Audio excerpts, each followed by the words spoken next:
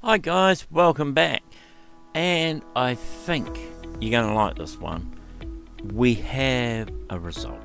So what happened is this little package came in today, and I am recording it as of today. They are the processors for the Bondwell. This is what I've been looking at all along, and what I was told by somebody else all along could be the fault. But we had to go down other rabbit holes just to make sure, and some of the stuff we were getting was probably because not knowing how the circuit works in the machine could lead you down other rabbit holes too. So anyway, grab yourself a drink and a snack if you want, and a comfy chair, and let's get this thing going.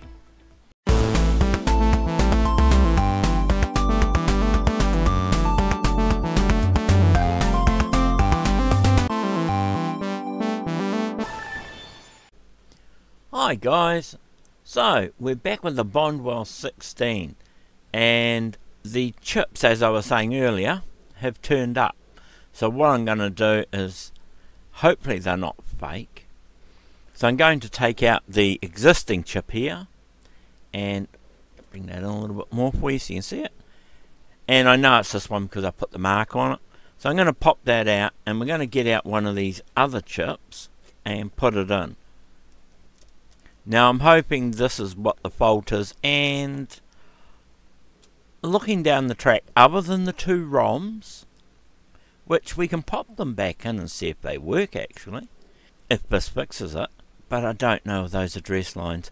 But anyway, pop the new chips in and hopefully they're not fake. So take that one out, and inside of here we have a couple of chips.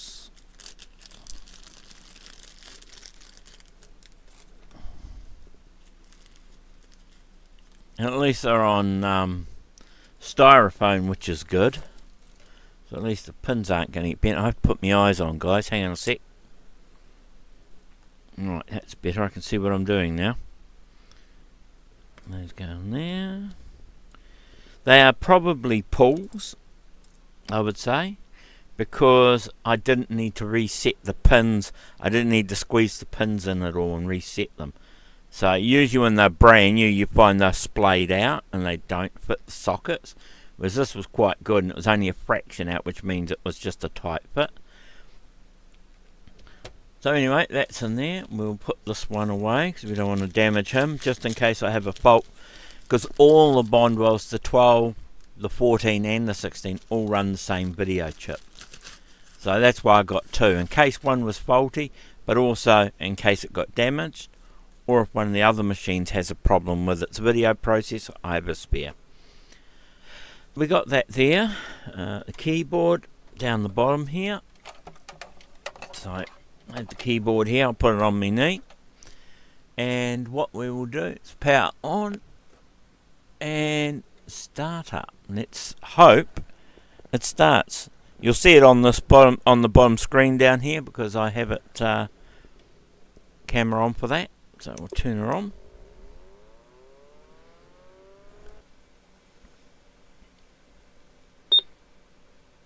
And look at that. Yep, all functions have completed and all tests have passed. So that was our fault most of the time. I was hoping it was. I mean, it could be the ROMs as well. So I mean, could always pop those back in and see if it boots with those. But I would rather leave the good ones in, knowing that there's no errors reading them. But yeah, that's a good result. So now it wants to boot from either the hard drive or the floppy, and you can press whichever key. If you press an F, it'll boot off floppy. If you press any other key, it'll boot off the hard drive. Now I know it's got an issue trying to boot off the hard drive, so I'd need to dig out the floppy disk and put a floppy disk in it to see if it'll boot off it. I don't want to put the original in that it came with, just in case there's an issue with the floppy drive itself, and if there is, I don't want it to destroy the disk in case it's a head issue. So I'm trying to think. Up there is probably a boot disk, so I'll have a hunt out for that. But what we'll do is we'll try it to see if it'll boot from a hard drive, but I don't think it will. No, and then it's come up with the CPM loader error. It failed to open CPM 3.sys. That's definitely telling me there's an issue with it. At least it's booting, so that is cool. But what I will do is I will power it off, and we'll give it a couple of seconds to wind down. I'll power it back on again, and let's see if it boots up again this time.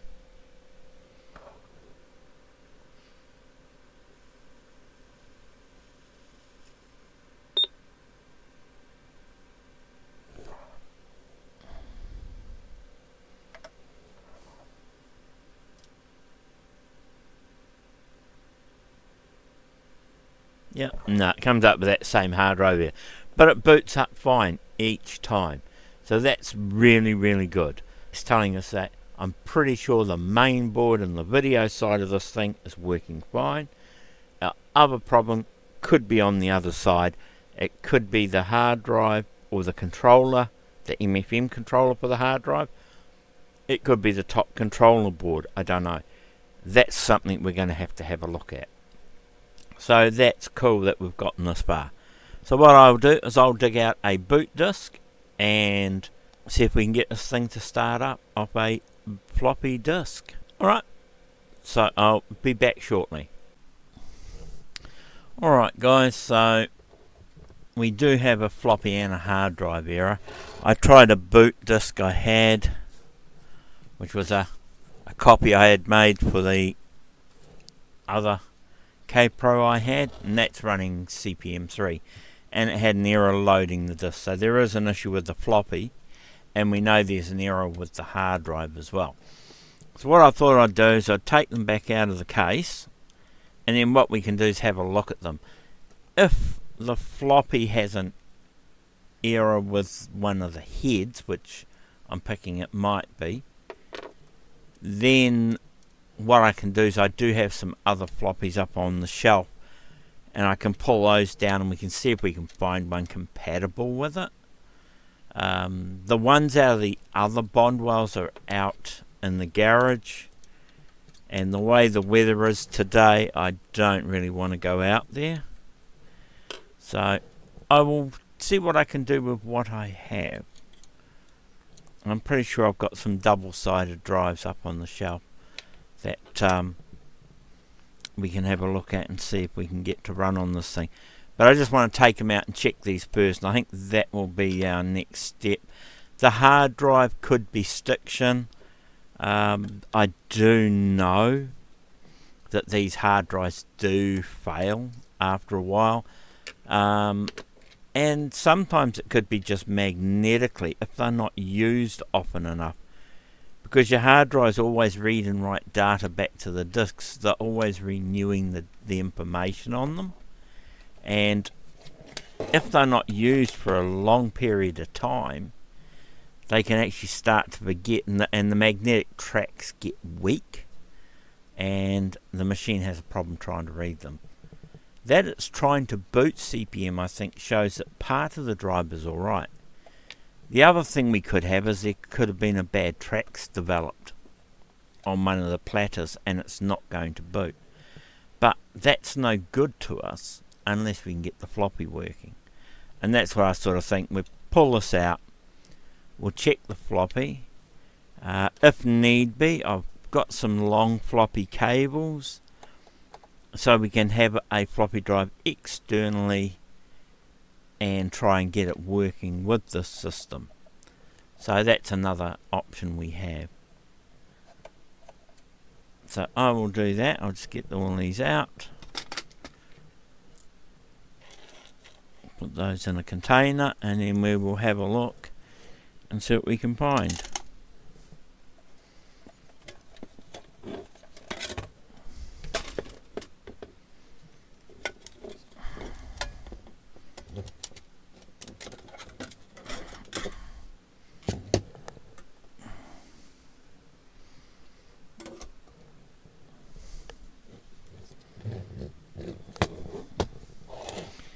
because this is the disc that I'm using here.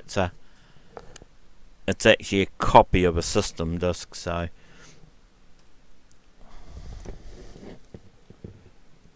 oh yeah, definitely looks like there's something wrong. Looking down inside, yeah, it's like there's an issue with the head. Because I'm looking down inside it, if you see the heads, they're generally flat. They're meant to be flush like that, so they move up and down with the lever closes. And this one's actually skewed on an angle, as if part of the head is actually dropped down. I don't know if I'm going to be able to get you to see, because it's down under that copper. It's this top head here that's got an issue. And the only way to do these is to physically take them apart. But once you do that, you may have an issue getting them back aligned again. Oh well, bugger. Well, let's see if I've got another TAC503. Okay guys, so the drives I've got are mainly all 1.2s. And I tried 3 of the 360s I have, but they have issues in that. Straight away it says that there's a fault with the drives. So they're either not compatible or there's something in the jumpers that is not right. And I don't have the jumper settings for the drives. So I decided I'm going to have a look at this and try and see what's going on with this head. We're going to pull this apart and have a look. I should only really need to take the board out to be able to get to this head assembly, and then take the head assembly off and then have a look. And then hopefully we can get it back together. It works. Alright.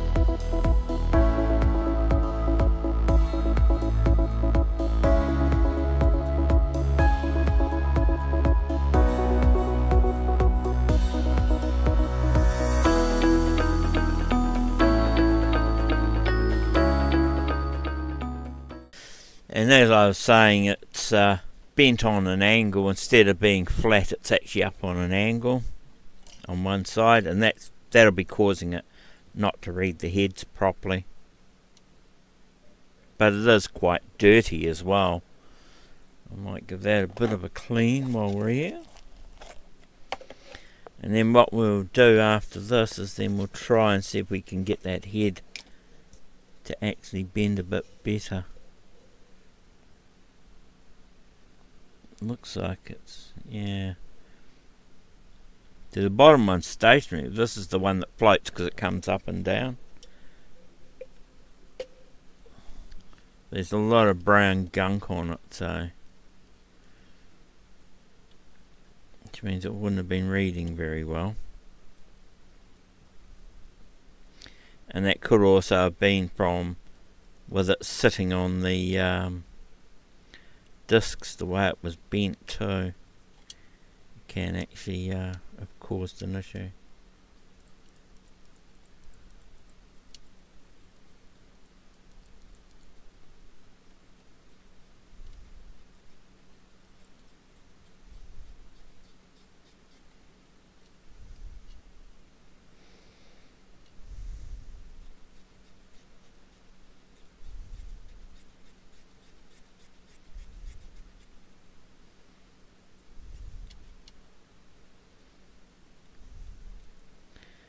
Actually looks pretty good now. I've been cleaning it backwards and forwards, and there's a hard piece underneath that it rocks on, and it's sort of helped to get it to straighten up again.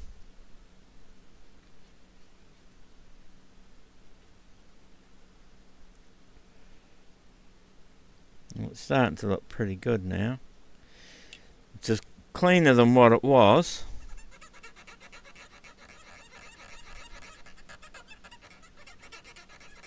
Give this bottom one a little bit of a clean too. It's more so too, when you clean them, it's to stop the bits of ferrite metal and that the compound that's on the discs from getting put onto other discs and then going onto other drives heads and getting them dirty. But that looks a lot better than what it was. So we'll pop you back around. We're going to have to put that spring back on that I took off. This can be the fun bit. It's trying to do these.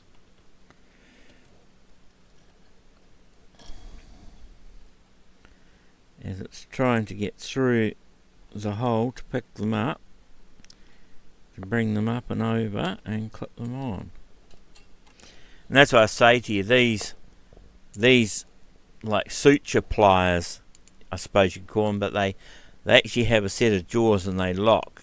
And these I got from a doctor years and years and years ago. They were an old pair that were no good, and they weren't closing properly for them, because they're very, very high tolerance for what they need them for, and they were no good for him anymore. So I asked if he had any, and he gave me those, and yeah, I've loved them ever since. They've been really handy so many times. Remember, this is an Allen key and not a physical screw as in a normal Phillips head.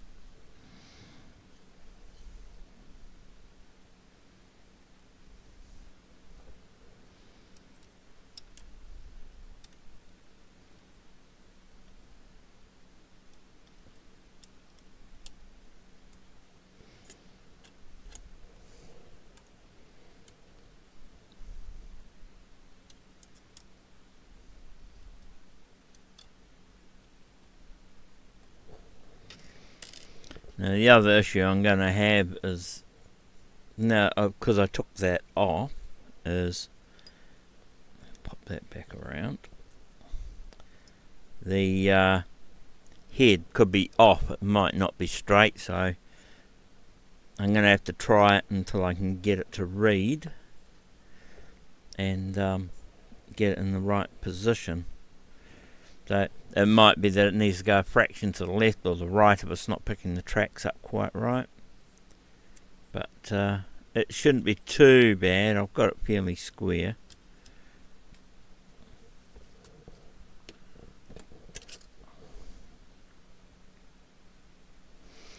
Now while I'm at it, I usually check these boards to make sure there's no capacitor rot in them.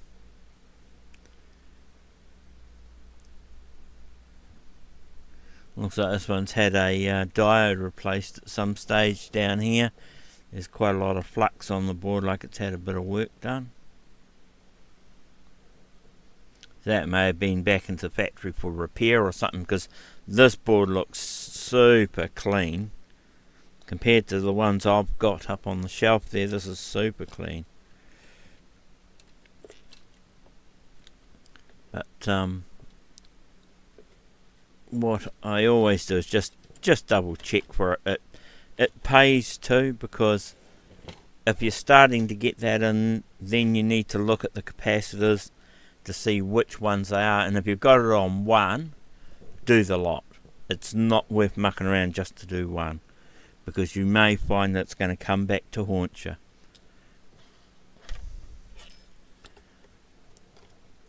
I do know a couple of the boards, the drives. I do know a couple of the drives I have up on the shelf there.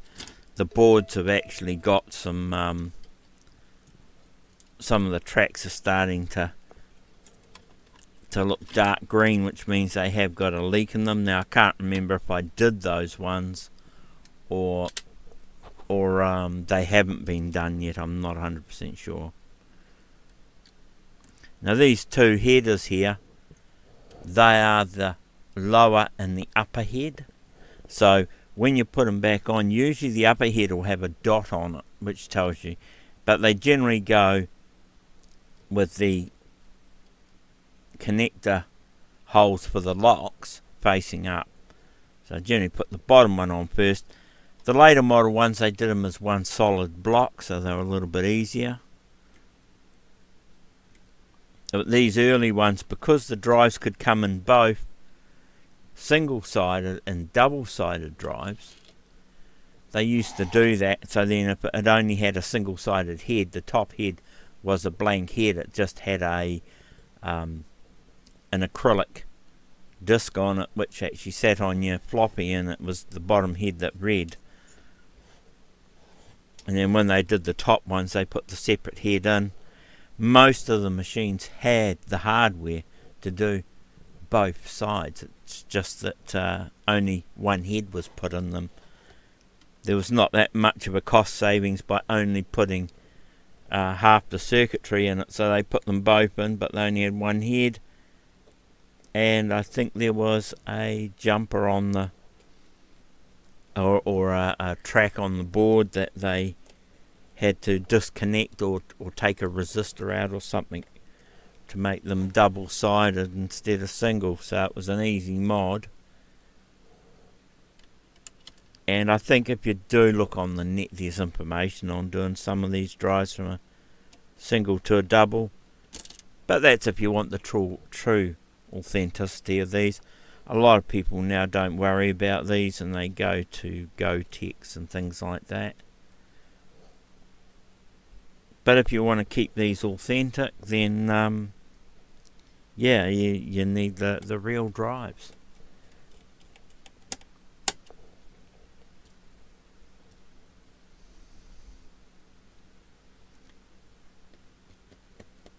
And the other thing you'll find is some of these drives, is some are better than others, and some of the chips that were put on some of these drives, the brands, like I'm not sure what that is, but there were some brands of chips that were known to fail.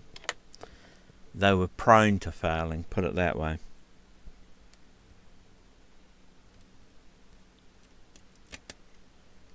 And that's just the resistor rack that this machine needs on this floppy drive for termination. A lot of these you don't need to worry which way around you put them in. They're only resistors that go across a pair of pins. So if you put it in one way or the other, it doesn't matter. It's just a resistor going across it. Pop that one back in, because that's our drive motor cable.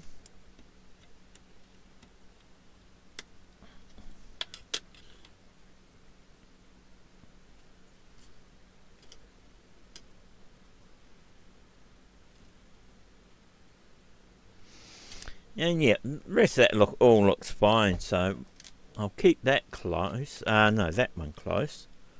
Don't need that.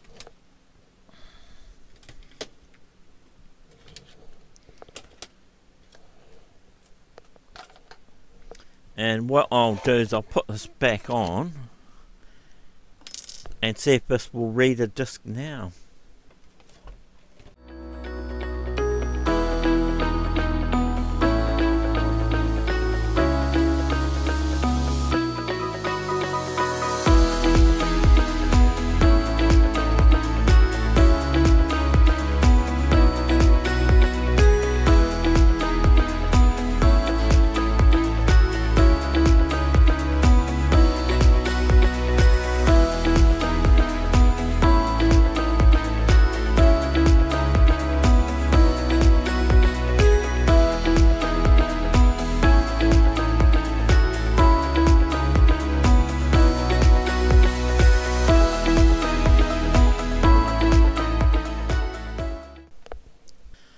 Right, so now I think that should be okay. Nothing's touching.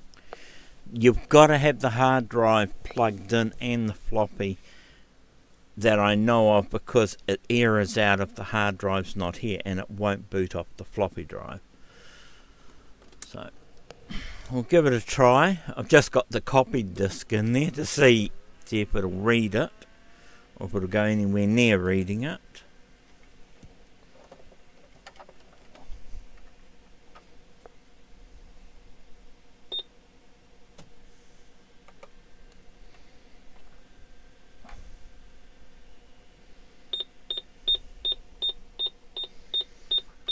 Okay, and so that's saying straight away there's a load error, but it was doing that earlier, so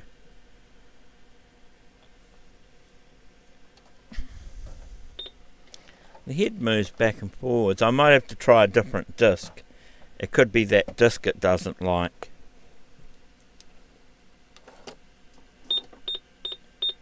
Yeah, I'll try putting in a proper, I think that might be for a K Pro. I'm not 100% sure.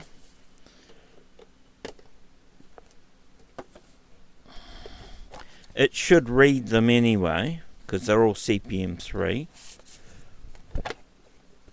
Now this one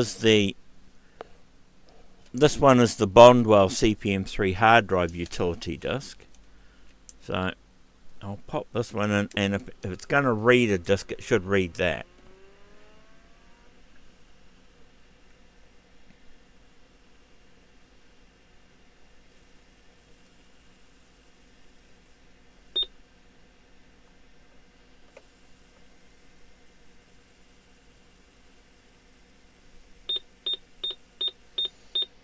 No, it's not.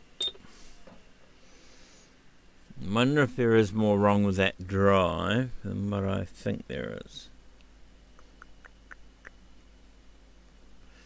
Because the heads seem to move okay, as far as I know. They're not stiff or anything, so.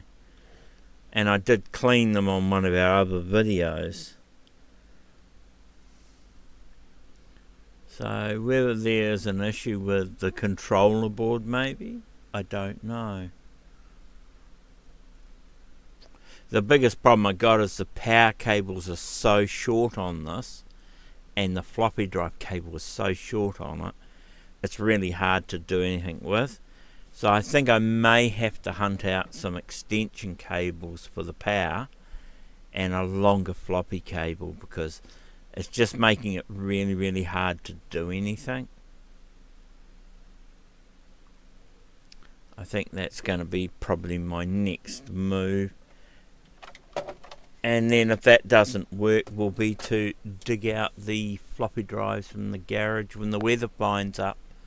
Try one of those, because I know one of those was working and the other one had a broken strap that I fixed, but I need to actually do the alignment on it.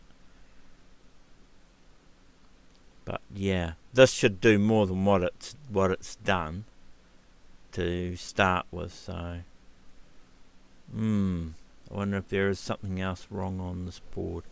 Alright, so I will do that. I'll see what I can sort out, and if we sort it, I'll be back.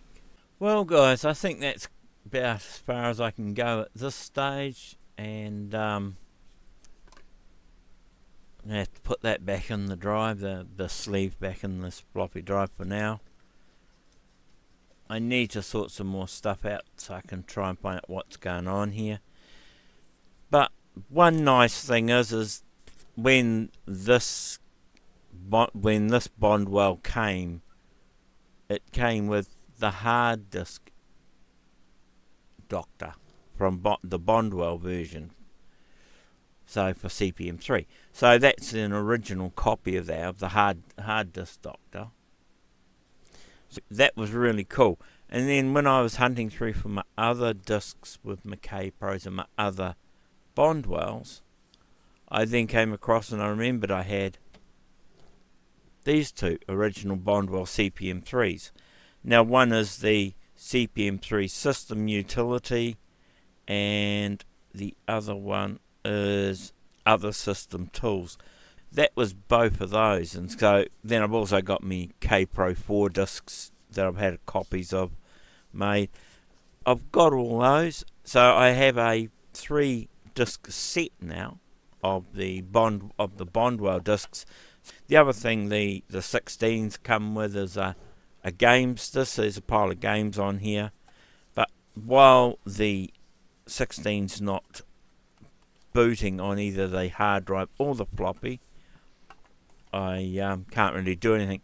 And of course then also there's a utility on the hard drive, and it's also on the floppies for doing backups of the whole hard drive to disk and reverse, so you can go from disk back onto hard drive again. When I can get a working floppy drive, I will then run a utility through it to check it, and then if that comes up with errors and it can't fix it, then we can format the drive and see if the drive is okay. If the drive is okay, then we can do a restore of all the software back onto it and put it back the way it was. Because these hard drives, the thing is with the old MFM hard drives was that they only had about 4 sectors to hold bad data, and I think once you got to the 4 and you went to the 5th one, they would go, the drive is unusable. They wouldn't allow you to, with the PCs, you could go through and just write out the bad tracks and keep going and keep using a drive that had more than it was meant to have bad tracks, and you could still use it. Whereas with these, with the Bondwells and that, with the CPM systems, not so much. They weren't as forgiving. Now I know there is a MFM FM hard drive emulation card, but when you do the cost on it, it is far too expensive to do. So therefore it would really look at doing either something else, or maybe looking at some way of doing it through an Arduino or an ESP32 or one of the development boards, taking the pinouts and then writing some software and then doing it through that onto an SD card or something. That would be a cheaper option. But yeah, they are just quite expensive. Floppy drives shouldn't be too hard. Could probably do the floppy drives through a Gotek. Now I think there is Gotex for, or there's been Gotex put into the K-Pros and that, so they should be very, very similar to doing the Bondwells as well, and the Osbornes. All very similar. That might be another option. But anyway guys, as I say, that's about it for now. As I always say, have a great day, have a great week. Until next time, ciao.